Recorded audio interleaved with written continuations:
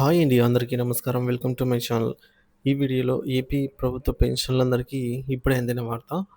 So, మరి పూర్తి వివరాలైతే వీడియోలో తెలుసుకుందాం. వీడియోని ఎక్కడే గాని స్కిప్ చేయకుండా ఎండ్ వరకు చూసేయండి. అప్పుడే ఇన్ఫర్మేషన్ పూర్తిగా అర్థమవుతుంది. అలాగే వీడియో చూస్తున్న ప్రతి ఒక్కరు వీడియోకైతే లైక్ చేయండి ఫ్రెండ్స్. ఈ వీడియోని తోటి పెన్షన్ మిత్రులతో అయితే షేర్ చేయండి. కొత్తగా మన ఛానల్ చూస్తున్నవారు ఇంకెవరైనా సబ్స్క్రైబ్ చేసుకున్నట్లయితే వెంటనే మన ఛానల్‌ని సబ్స్క్రైబ్ చేసుకోండి. దీని ద్వారా నేను చేసే ప్రతి ఒక్క వీడియో మీ వరకు రీచ్ అవుతుంది. ఇక ఆలస్యం చేయకుండా వివరాల్లోకైతే వెళ్ళిపోదాము. ఫ్రెండ్స్, విషయం ఏంటంటే పెన్షనర్లకు ఆదాయపు పన్ను శాఖ ఐటీ నుంచి నోటీసులు అయితే వస్తున్నాయండి. దీనికి గల కారణాలు మరియు తీసుకోవాల్సిన చర్యలేంటనేది చూద్దాము. ఇటీవల ఆదాయపు పన్ను శాఖ నుంచి అనేక మంది పెన్షనర్లకి నోటీసులు అయితే అందుతున్నాయని గమనించడం జరిగింది. ముఖ్యంగా అసెస్మెంట్ సంవత్సరం. సో, ఏవై 2022-2023 సో, సంబంధించినటువంటి ఆదాయపు పన్ను చట్టం సెక్షన్ 139(8)(a) కింద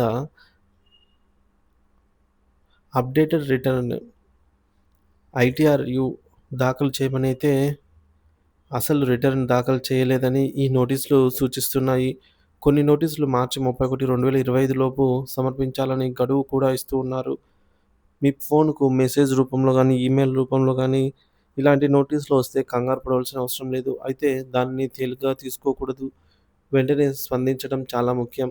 మీ పన్ను వ్యవహారాలు చూస్తే ఆడిటర్ లేదా టాక్స్ కన్సల్టెంట్‌ని తక్షణమే సంప్రదించడం ఉత్తమమైన చర్య. మరి ఈ నోటీసులు ఎందుకొస్తున్నాయి అని సాధారణ కారణాలు గనుక చూసుకున్నట్లయితే, ఆదాయపు పన్ను శాఖ నోటీసులు పంపడానికి అనేక కారణాలు ఉండవచ్చు. వాటిలో కొన్ని ముఖ్యమైనవి: ఆదాయాన్ని తక్కువగా చూపించడం, మీ వార్షిక పెన్షన్‌తో పాటు ఇతర ఆదాయ వనరులు అంటే ఉదాహరణకు బ్యాంకు డిపాజిట్‌లపై వచ్చే వడ్డీ, ఇంటి ఆదాయం అంటే అద్దె రూపంలో వచ్చే డబ్బులు ఇవన్నీ గూడా మొదలైనవి. వాటి నుంచి వచ్చిన మొత్తాన్ని రిటర్న్స్‌లో పూర్తిగా చూపించకపోవడం వల్ల అయితే ఈ విధంగా నోటీసులైతే వస్తూ ఉన్నాయట.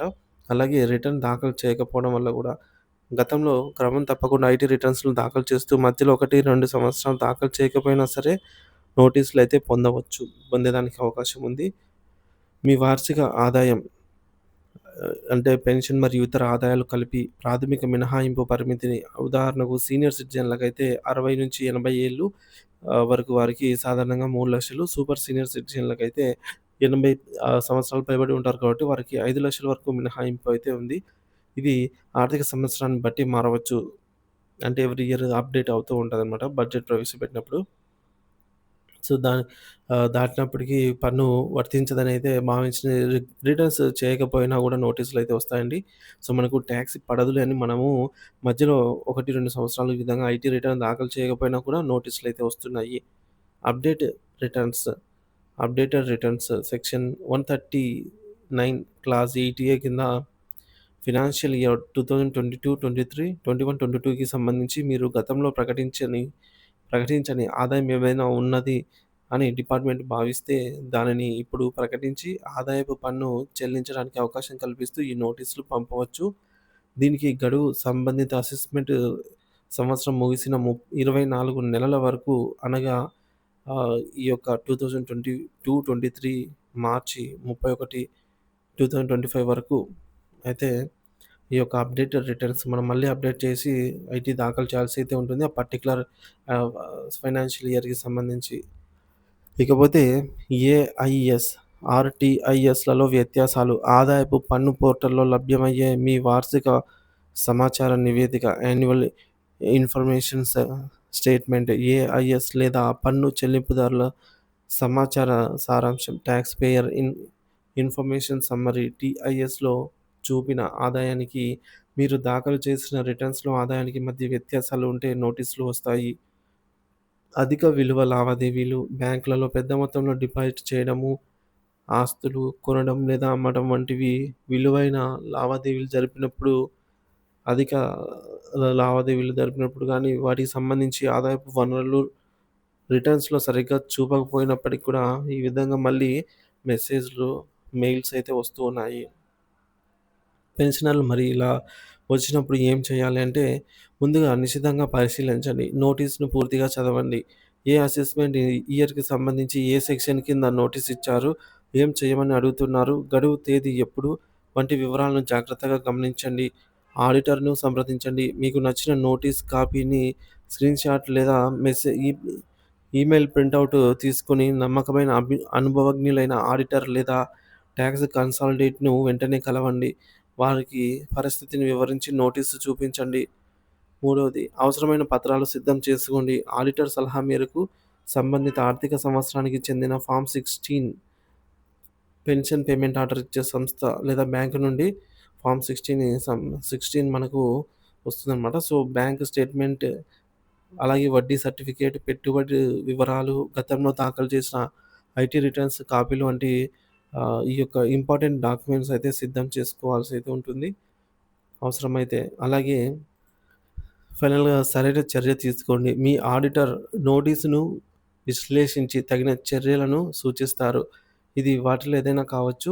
సో, రిటర్న్ దాఖలు చేయటం మీరు రిటర్న్ దాఖలు చేయాల్సి ఉండి కూడా చేయకపోతే వర్తించే నిబంధనల ప్రకారం బేస్డ్ రిటర్న్ లేదా అప్డేటెడ్ రిటర్న్ దాఖలు చేయడం అయితే చేయాలి. అదనపు పన్ను చెల్లింపు, ఆదాయాన్ని తక్కువగా చూపించినట్లయితే సరైన ఆదాయాన్ని లెక్కించి బకాయితో పాటుగా వర్తించే వడ్డీ, పెనాల్టీలను కూడా చెల్లించాలి. సమాధాన లేదా వివరణ ఇవ్వడము. నోటీసుకు లిఖితపూర్వకంగా సమాధానం ఇవ్వాల్సి వస్తే ఆడిటర్ సహాయంతో సరైన వివరణను తయారు చేసి గడువులోగా ఆదాయపు పన్ను శాఖకు సమర్పించడము. సవరణలు, ఇప్పటికే దాఖలు చేసిన రిటర్న్స్‌లో ఏమైనా తప్పులుంటే వాటిని సరిదిద్దడానికి రివైజ్డ్ రిటర్న్స్ లేదా అప్డేటెడ్ రిటర్న్స్ దాఖలు చేయడము. ఇంకా ఐదవది, గడువు తేదీని పాటించండి. నోటీస్‌లో పేర్కొన్న గడువు తేదీలోపు ఈ విధంగా ఆడిటర్ సూచించిన విధంగా గడువులోపు అవసరమైన చర్యలను పూర్తి చేయడం చాలా ముఖ్యము. సో, గడువు దాటితే అదనపు పెనాల్టీలు విధించే అవకాశము ఉంటుంది. ముఖ్యమైన విషయాలు. ముందుగా ఇలా నోటీస్ వచ్చిందని అయితే కంగారు పడవద్దు. కానీ ఆలస్యం కూడా చేయొద్దు. అంటే లైట్ తీసుకోకూడదు. నోటీసు వచ్చినందని ఆందోళన చెందాల్సిన పని లేదు. చాలా సందర్భాల్లో ఇవి సాధారణ ప్రక్రియలో భాగమే. కానీ ఏమాత్రం ఆలస్యం చేయకుండా చర్యలైతే తీసుకోవాలి మన సైడ్ నుంచి. ఏదైతే చేయాలనో అది చేయాలి. ఆదాయపు పన్ను పోర్టల్, మీ ఆదాయపు పన్ను వివరాలు ఆదాయ పన్ను పోర్టల్ ఏఐఎస్ లేదా టీఐఎస్‌లలో అందుబాటులో ఉంటాయి. వీటిని మీ ఆడిటర్ పరిశీలించి సరైన చర్యలు తీసుకుంటారు. మీ వద్ద పూర్తి వివరాలు లేకపోయినా పోర్టల్ ద్వారా చాలా సమాచారం అయితే లభిస్తుంది. రిటర్న్స్ దాఖలు తప్పనిసరి. మీ వార్షిక ఆదాయం, పెన్షన్ ప్లస్ ఇతర ఆదాయాలు, ప్రాథమిక మినహాయింపు పరిమితి, సీనియర్ సిటిజన్‌లకు 3,00,000 దాటితే మీకు పన్ను పడినా పడకపోయినా ఆదాయపు పన్ను రిటర్న్స్ దాఖలు చేయడం అయితే తప్పనిసరి. మారిన నిబంధనల ప్రకారం మరికొన్ని సందర్భాలలో ఈ పరిమితులు మారవచ్చు. కాబట్టి మీ ఆడిటర్‌తో తాజా నిబంధనలను నిర్ధారించుకోండి. ఉదాహరణకు కొత్త పన్ను విధానం ఎంచుకుంటే పరిమితులు వేరుగా అయితే ఉండవచ్చు. ఇక ఆడిటర్ ఎంపికలో జాగ్రత్త. కొంతమంది ఆడిటర్లు ఎక్కువ కమిషన్ కోసం లేదా క్లయింట్ సంతృప్తి పరచడానికి ఆదాయాన్ని తగ్గించి తప్పుగా దాఖలు చేసే ప్రమాదము ఉంది. వారు తమ ఈమెయిల్ లేదా ఫోన్ నంబర్ ఇవ్వటం వల్ల డిపార్ట్‌మెంట్ నుండి ఏవైనా నోటీసులు వస్తే అవి మీకు చేరకపోవచ్చు. వారికే వెళ్తాయి. కాబట్టి వారు పని ఒత్తిడిలో ఉండి చూడకపోయినా లేదా మీకు తెలియజేయకపోయినా మీరే ఇబ్బంది పడతారు. కాబట్టి నిజాయితీ గల నమ్మకమైన ఆడిటర్‌ను అయితే ఎంచుకోండి ఈ విషయంలో. మరియు రిటర్న్స్ దాఖలు చేసేటప్పుడు మీ సొంత ఈమెయిల్ ఐడీ, ఫోన్ నంబర్ ఇచ్చేలాగా చూసుకోండి. దాఖలు చేసిన తర్వాత ఐటీఆర్‌వి అక్నాలెడ్జ్‌మెంట్‌ని పరిశీలించండి. తప్పుడు ఫైలింగ్ పరిణామాలు, తప్పుగా లేదా అసంపూర్ణంగా రిటర్న్స్ దాఖలు చేస్తే ఆదాయపు పన్ను శాఖ 6 సంవత్సరాల వరకు ఎప్పుడైనా నోటీసులు పంపి విచారించే అధికారం కలిగి ఉంటుంది. అంతేకాకుండా ఉద్దేశపూర్వకంగా తప్పుడు సమాచారం ఇచ్చినట్లు తేలితే అధిక మొత్తంలో పెనాల్టీలు, కొన్ని తీవ్రమైన సందర్భాల్లో చట్టపరమైన చర్యలు కూడా ఎదుర్కోవాల్సి వస్తుంది. ఇక రికార్డుల నిర్వహణ, మీ ఆదాయపు పన్ను, పెట్టుబడులు, పన్ను చెల్లింపులకు సంబంధించిన అన్ని పత్రాలను కనీసం 6-7 సంవత్సరాల పాటు భద్రంగా అయితే ఉంచుకోవడం మంచిది. ఉదాహరణకు మీరు చెప్పినట్టుగా జగ్గంపేటకు చెందినటువంటి పెన్షనర్ అసెస్మెంట్ ఇయర్ 2022-2023కి పన్ను వర్తించినా మర్చిపోయి రిటర్న్ దాఖలు చేయలేదు. డిసెంబర్ 30 లోపు చేయమని నోటీసు రాగానే వారు పెన్షనర్ సంఘాల సలహాల మేరకు ఆడిటర్ ద్వారా రిటర్న్ దాఖలు చేయడంలో పెనాల్టీ నుంచి తప్పించుకున్నారు. మరొకరు పెన్షనర్‌కు అసెస్మెంట్ ఇయర్ 2022-23కి రిటర్న్స్ దాఖలు చేయలేదని నోటీసులు రాగా వారు కూడా వెంటనే ఆడిటర్‌ను కలిసి రిటర్న్స్ దాఖలు చేశారు. ఆదాయపు పన్ను శాఖ నుండి నోటీసులు రావటం సాధారణమైనప్పటికీ వాటిని నిర్లక్ష్యం చేయకూడదు. మీ ఫోన్ లేదా ఈమెయిల్‌కు వచ్చే సందేశాలను, మెసేజ్‌లను ఎప్పటికప్పుడు గమనిస్తూ ఉండండి ఐటీఆర్ నుంచి. అలాగే నోటీస్ అందిన వెంటనే కంగారు పడకుండా విశ్వసనీయమైన ఆడిటర్ సహాయంతో నోటీసులో ఉన్నటువంటి సమాచారానికి స్పందించడం లేదా అవసరమైతే రిటర్న్స్ దాఖలు చేయడం ద్వారా అనవసరమైన పెనాల్టీలు, ఇబ్బందుల నుంచి దూరంగా ఉండవచ్చు. ఆదాయపు పన్ను నియమాలను పాటించడం ప్రతి ఒక్క పౌరుని బాధ్యత.